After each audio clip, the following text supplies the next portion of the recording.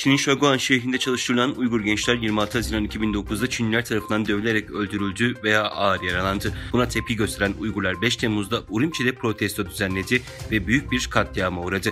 21 Mayıs 2009'da 819 kişi Doğu Türkistan'ın Kaşgar iline bağlı Tokkuzak ilçesinde Guangdong eyaleti Shaoguan şehrindeki bir oyuncak fabrikasına çalıştırılmaya zorla götürüldü. Uygur işçiler fabrikaya gittikten bir ay sonra 26 Haziran akşamı fabrikadaki 10.000'den fazla Çinli işçi örgütlü bir şekilde bıçak, balta, demir ve tokmaklarla Uygurların kaldığı yatakhaneye baskın yaparak saldırı düzenledi.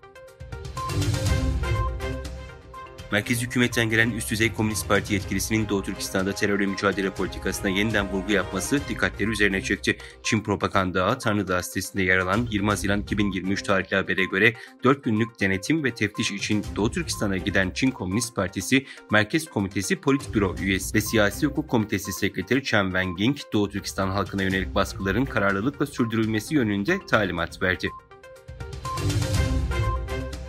Rusya'da Wagner grubunun isyanı ile ilgili Çin tarafından yapılan ilk açıklamada Pekin'in Rusya'da istikrarın korunmasını desteklediği belirtildi. Çin Dışişleri Bakanlığı tarafından yapılan açıklamada Wagner grubunun Rusya Devlet Başkanı Vladimir Putin'e karşı isyanın Rusya'nın iç meselesi olduğu belirtilerek Çin, Rusya'nın ulusal istikrarını korumasını ve kalkınma alanında daha çok ilerleme sağlamasını desteklemektedir denildi.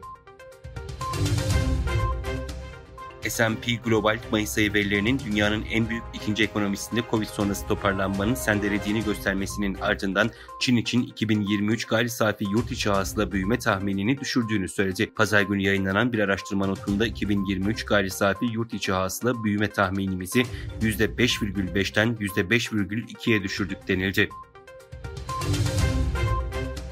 Çin Dışişleri Bakanlığı Sözcüsü ABD'nin Çin vatandaşlarına ve şirketlerine yönelik yaptırım, suçlama veya yakalanması amacıyla ödül koyma eylemleri için fentanile bağlantılı konuları bahane olarak kullanmayı bırakması çağrısında bulundu. ABD Adalet Bakanlığı 23 Haziran'da öncül maddelerden fentanil üretimi, dağıtımı ve satışı suçlamasıyla Çin merkezli şirketlere ve çalışanlarına yönelik bir iddianame hazırladığını duyurmuştu. Azerbaycan'da Silahlı Kuvvetler Günü ve ordunun 105. kuruluş yılı kutlanıyor. Azerbaycan ordusu hükümetin 26 Haziran 1918'de aldığı kararla daha önce Çarlık Rusyası ordusunda görev yapan Azerbaycanlı subaylar tarafından kuruldu. Azerbaycan hükümeti ilk anlaşmasını Batum'da Osmanlı Devleti ile imzaladı. Anlaşmanın 4. maddesine istinaden Azerbaycanlı yetkililer Osmanlı'dan askeri yardım isteğinde bulundu.